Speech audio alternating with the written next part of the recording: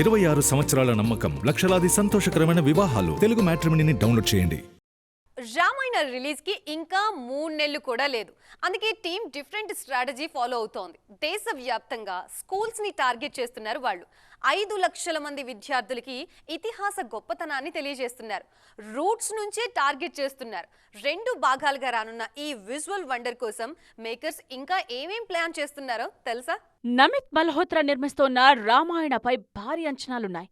ఇప్పటికే విడుదలైన టీజర్స్ కు మంచి అప్లాజ్ వచ్చింది. రిలీజ్ దగ్గరకొస్తూ ఉండడంతో మేకర్స్ సరికొత్త ప్రమోషనల్ స్ట్రాటజీతో ముందుకు వెళ్తున్నారు. రామాయణంలోని విలువలను, గొప్పతనాన్ని నేటి తరానికి తెలియజేసేందుకు దేశవ్యాప్తంగా పాఠశాలల్లో భారీ సాంస్కృతిక ప్రచార కార్యక్రమాన్ని ప్రారంభించారు. బెంగళూరు, ఢిల్లీ, ఉత్తరప్రదేశ్ సహా 18 సిటీస్లోని 400కు పైగా పాఠశాలల్లో దాదాపు 5 లక్షల మంది విద్యార్థులతో ఈ టీం ఇంటరాక్ట్ అయింది. పిల్లలకు రామాయణాన్ని మరింత దగ్గర చేసేందుకు మన సత్యం, మన చరిత్ర అనే నినాదంతో డ్రాయింగ్, క్విజ్ పోటీలతో పాటు ఆసక్తికరమైన చర్చా కార్యక్రమాలను నిర్వహించారు.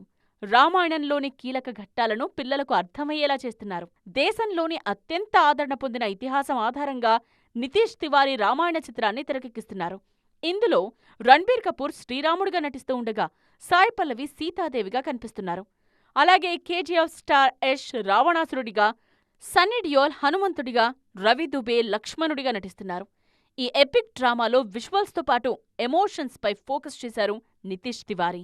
2 భాగాలుగా రూపొందుతోన్న రామాయణ సినిమా ప్రపంచవ్యాప్తంగా ఐమాక్స్ థియేటర్స్లో విడుదల కానుంది.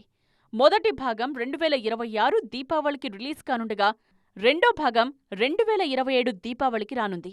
4000 కోట్లతో ఈ సినిమా నిర్మిస్తున్నట్టు నమిత్ మల్హోత్రా తెలిపారు. అందుకే ప్రమోషన్స్ కూడా స్కూల్ పిల్లల దగ్గర్నుంచి మొదలుపెట్టారు. మరి ఇదెంతవరకు వర్కౌట్ అవుతుందో చూడాలి. 26 సంవత్సరాల నమ్మకం, లక్షలాది సంతోషకరమైన వివాహాలు. తెలుగు మ్యాట్రిమోనీని డౌన్లోడ్ చేయండి.